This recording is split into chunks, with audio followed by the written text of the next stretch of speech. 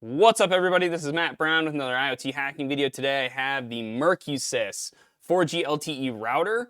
This is a device that is heavily marketed in the APAC region, and I picked up when I was traveling over there. And so today we're going to take it over to the workbench. We're going to rip it open and see if we can get a UART shell. So that's our goal today. We're going to show the limitations of our techniques of just getting a UART shell via the bootloader, and then we're going to discuss the next steps where I need to take this attack on this device. So let's go over to the workbench and get started.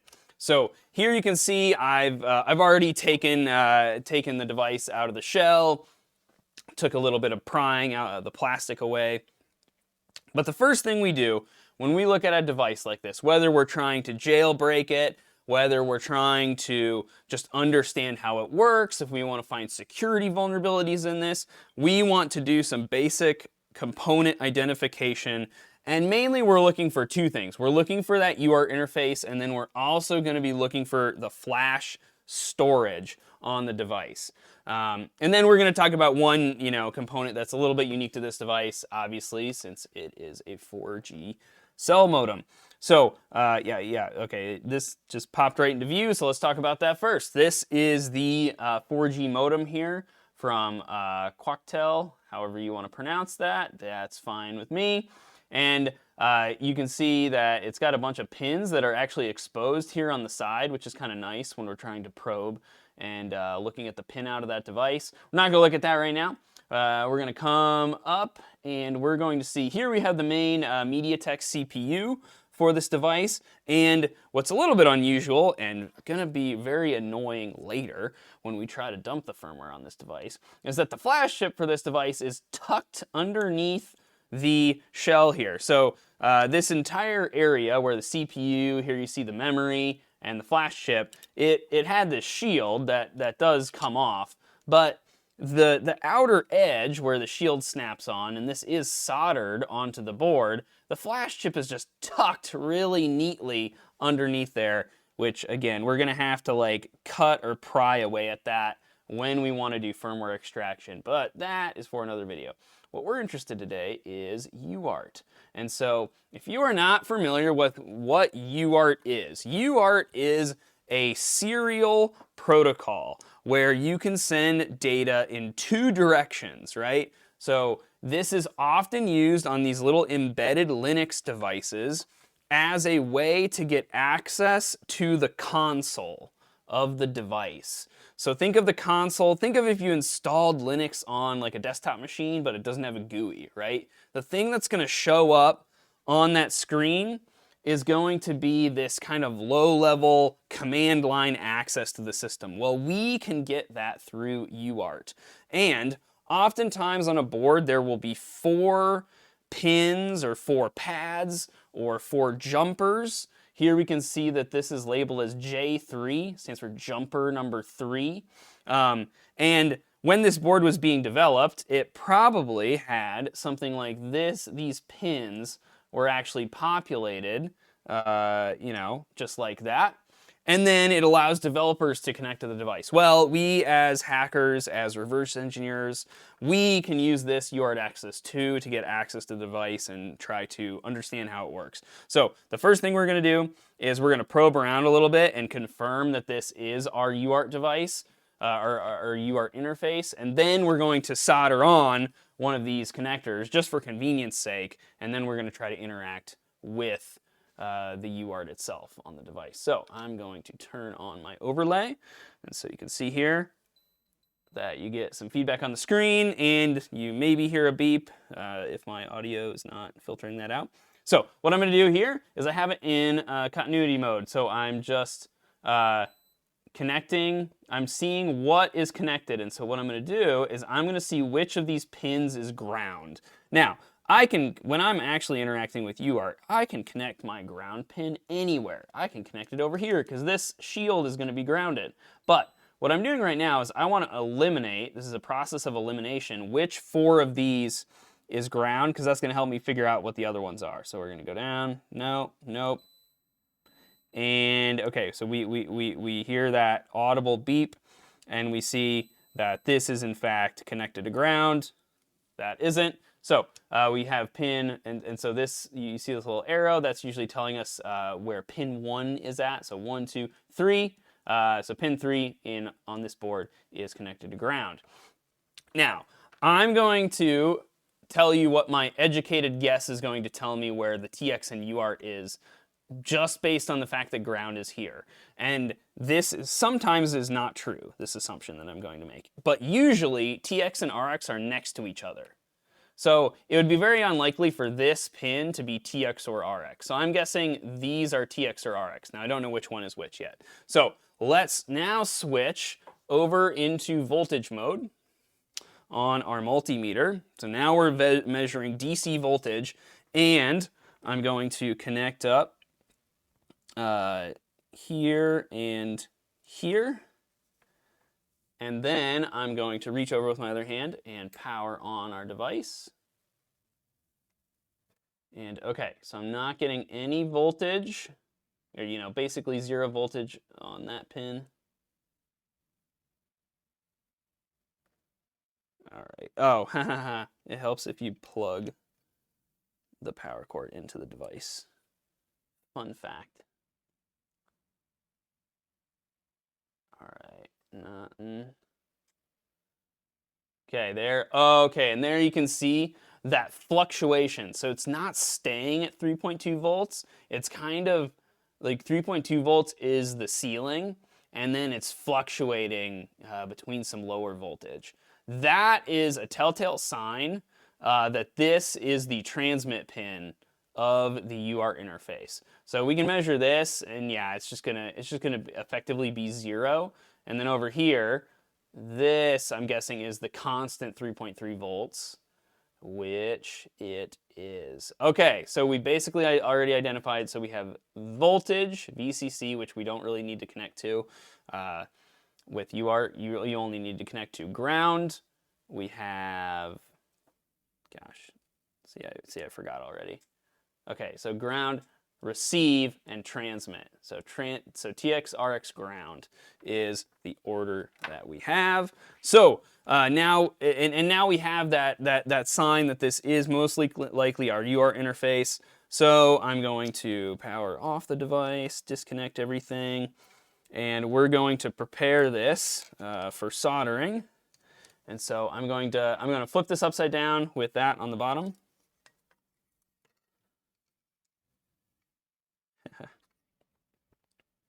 And what I'm going to do, so that it will stay in place, I'm just going to get a little bit of tape to hold it there.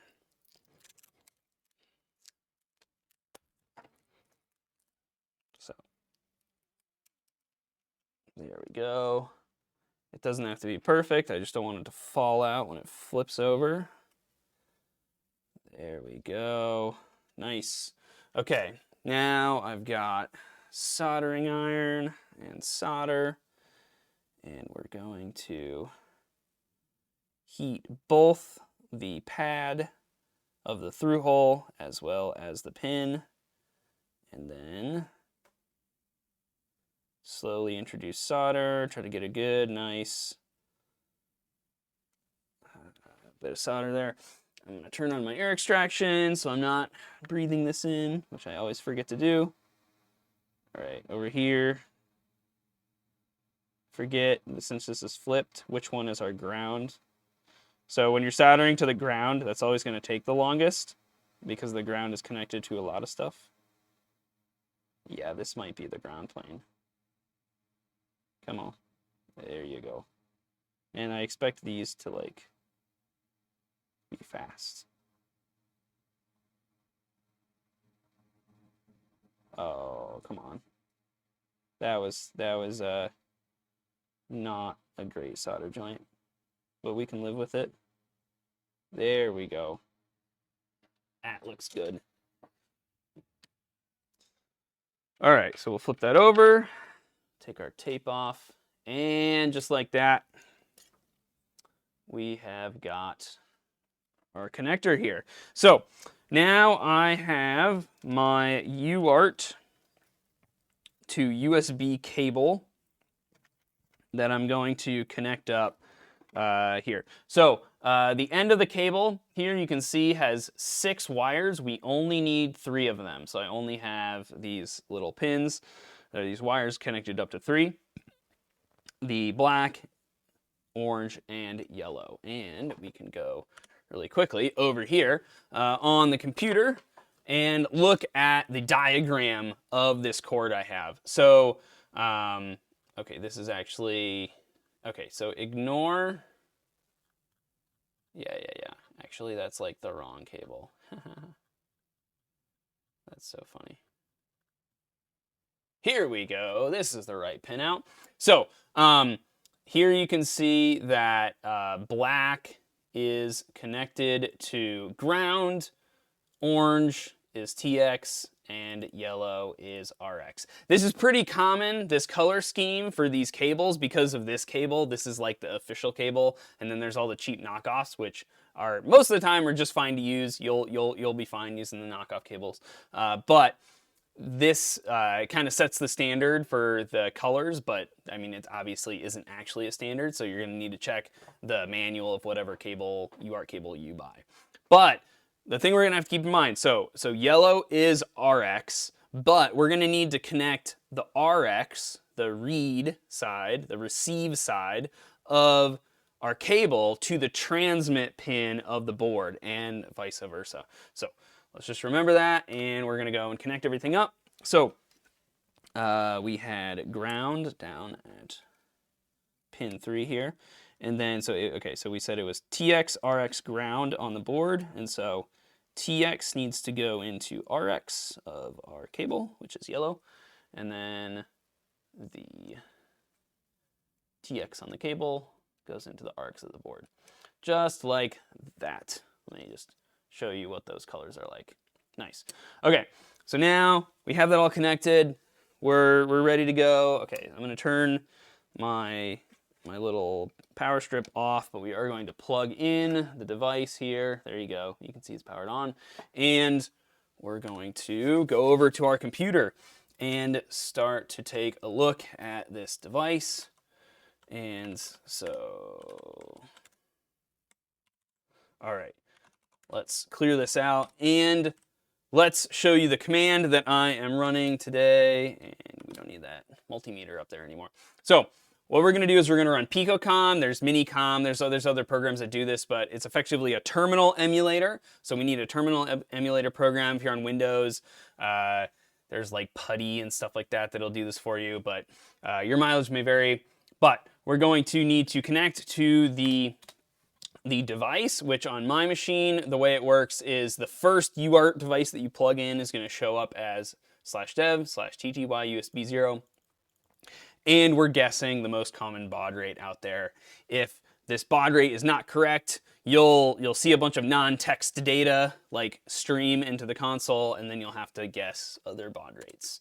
But spoiler alert, the default one's gonna work for us. Okay, so now all I'm doing is I'm gonna go over here and I'm going to turn on my device, and we're gonna start seeing things scroll across the screen. So I'm gonna scroll up so that it doesn't scroll all the way down on me. And we're gonna show the start of the device boot up right here. And so we see that it is running U-boot. This is a really common open source bootloader on Linux devices. And I'm going to show you the attempt I did at glitching this bootloader into a menu prompt, because I guess what we should talk about first is that there is this menu that exists in U-boot that sometimes you can drop into to get like access to the boot arguments for the Linux system. And that can help us work our way into a root shell on the device. But if we see, okay, so the device boots up, really important information in this boot up process for the device. So all of this, if I'm on a pen test, I'm going to be taking notes on a lot of the stuff I see here. This is a big one. So this is the partition table being printed out, right? So if I dump the firmware and maybe I need to do a firmware modification, this data is super important because it shows the start and the ending byte offsets for each of the partitions. So let's say I want to carve out one partition, unpack it, modify it, flash it back to the device. Well, this is going to help me to know how to carve out that file and then how to put it back in properly so that the firmware is all legit when we do that modification. So that's super important. I would be writing that down if I were on a pen test here. Here we see, please, press enter to activate this console. So like, sometimes on a device, you'll just get really lucky and they just won't have a login prompt. But again, spoiler alert, we're not going to get it that easy today. We see that we are prompted with a login and, try just some common stuff and it's not going to work. Try all your common, usernames and passwords. Now, again, you get interesting stuff that prints out in the console, and I'm already sketched out by this device a bunch. Because if you see this, it's talking about a public key, and not just like any public key like within PKI.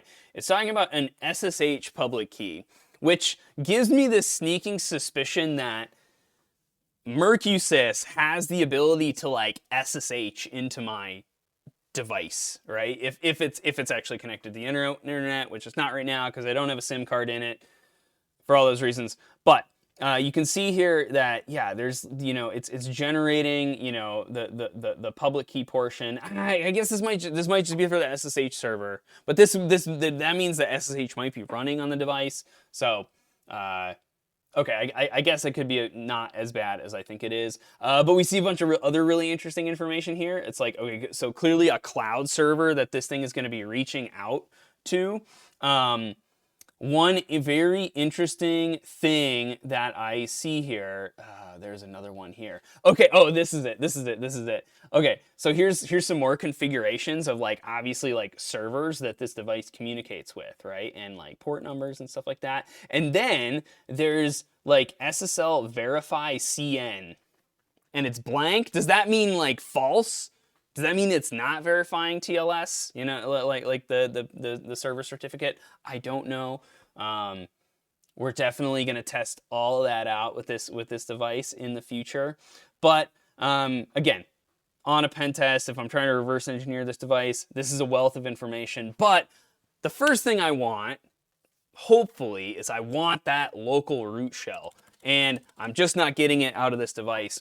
And I'll show you a new boot up. I can, press all the buttons on boot up, and there's nothing. It's not dropping me into that U-boot menu, which means that it's been disabled in some way. And I think it's either been compiled out of this device because the next thing that I tried to do, and I'll show you my attempts and my failure at this, but we can see here that. Okay, so I peeked under here. Let's actually show it. Let's go over to the microscope, and I'm going to turn off the device. So if we look down here at this device, we can like focus our microscope, and we can see the first bits of the ID number, the serial number of this flash chip. So it says Giga, and then you can see DE, so that's Giga Device is what that stands for, the company that makes this chip, this flash chip, and then we see 25Q64E. Well, that turns out to be enough that I can Google for this data sheet right here. So, so Giga Device is the company. Actually, if you just type in, 25Q64E, this is the first document that came up. And so what we're going to do is we are going to scroll down and find the pinout for this flash chip. So here we can see that, these pinouts are pretty much the same. The 8-pin pinouts, like, whether it's this one or this one, it's like, okay, they're obviously all the same. So pin 2 is serial out. So whenever the CPU wants to read data out of the flash chip, it's going to come from this pin, right? Kind of like we were talking about that the UART interface is a serial protocol where data is being transmitted by voltages going, up and by varying the voltage, right? That's how it sends digital data across that wire. The same thing's happening here with this flash chip, right? That it uses a little bit different protocol, but it's effectively the same thing physically. So if we can connect this to ground, if we can short it to ground, then we can cause the CPU to fail to read data out of this flash chip. And sometimes that can cause the device to glitch and drop into that menu when it wouldn't have done that otherwise. And we showed that in a recent video. I'll link that video in the description of this one if I remember, but if not, just go back through my YouTube channel, check that out. I'm going to show my attempt at that, and the absolute, like it fails. It doesn't work. I tried it in a bunch of different spots, and I'll demo that a couple times just to show you what I would do and how I attempt this glitch. Because it's good to see the failure sometimes too. So let's get this interface back up, because this is very important, because this is where we get all the feedback of if it's working or not, is through the UART interface. So what we're going to do, let's go to our desk view for a second. So what I'm going to do is I'm going to take this little banana cable here, and I'm going to connect one of our alligator clips to here, which is clearly connected to ground. Okay, so that's just an easy way for me to get a ground connection. And then I'm going to take one of my little PC Byte probes here. So what these probes do is they've got a needle on the end that it's spring loaded, so you can set it very nicely on different pins, and it can be very precise under the microscope. So I'm going to connect this to ground, and what this will allow me to do is I can watch over at my computer screen, which is over here, and then at the right moment I can connect to pin 2, which luckily, so we talked about how this thing is this flash chip here. Let's get refocused on our flash chip. That a lot of it is covered up by this shield, but fortunately, we can see that pin 2, so this is pin 1, pin 1, 2 is the one we want to connect to, and that is one of the 2 pins that we can actually kind of access from here, which is nice. So what we're going to do is we'll just wait until we want to perform the glitch, and then we'll make contact. Now, this is not very precise. Obviously, you could automate this with some kind of like embedded device that will connect to ground at just the right time, but right now, we're just gonna get a rig this. So right now, I'm just gonna kind of let it rest there. So ground connecting to ground, no problem with that. And we're going to go to the screen, and you're just gonna have to trust me over on this other camera that I'm gonna boot and perform the glitch. So here we go. Turning on. All right, so there I performed it really quick, and it just stopped immediately. So now next time I'm going to let it boot a little bit further. And here, okay, cool. So this is like the next point where it can screw up and not boot properly, right? So here I waited a little bit longer, and you can see it said, uncompressing kernel image LZMA error. So obviously at some point when it was loading the kernel from flash into memory across that pin 2 connection, I grounded it out, the read fails, and then the bootloader is just like, what the heck, this isn't valid, I'm just gonna stop, right? Still have no ability to interact with the bootloader. Let's try it again. Let's let it boot a little bit farther.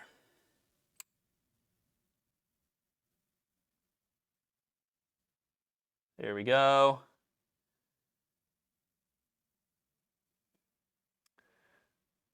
Yeah, so you'll see some errors.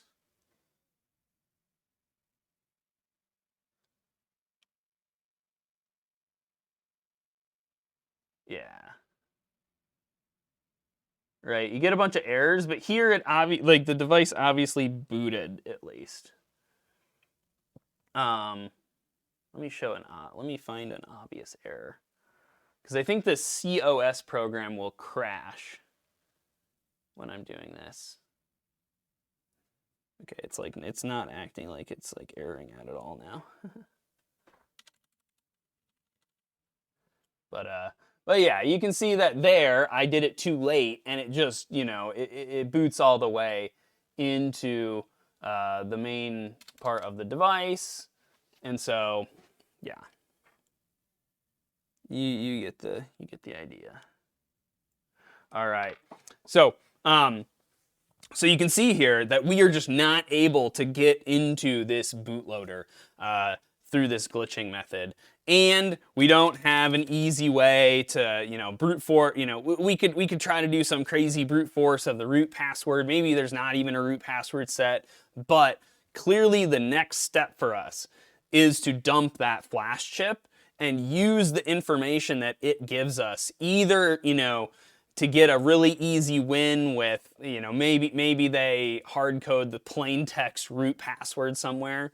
You'd ask, why would they do that? Well, they do it sometimes for who knows what reason. You know, maybe that SSH setup, maybe there's a backdoor that we can get in through, or maybe we're just going to have to perform a firmware modification. We're going to have to read the firmware, and like we said, use that partition table to carve out the root file system where it sets the etc shadow file, and then we're going to have to put in our own password. So those are the next steps, because I've hit a wall with this UART only analysis, right? Sometimes you can just only using UART, you can get all the way to a rooted device, but with this device, that's not going to be the case. So we're going to have to go to that firmware analysis or all the way to firmware modification to get the job done. So thank you for watching this video. Please subscribe. If you watch my videos, I know there's actually a lot of you that watch my videos and that aren't subscribed. It really helps me out. I'm gonna push this year in 2025 to hit 100K. So thankful for everyone that watches my videos, comments, and I hope to have some really cool content ideas coming up in the next year. I've bought some cool devices off eBay, so stay tuned for that, and have a good day.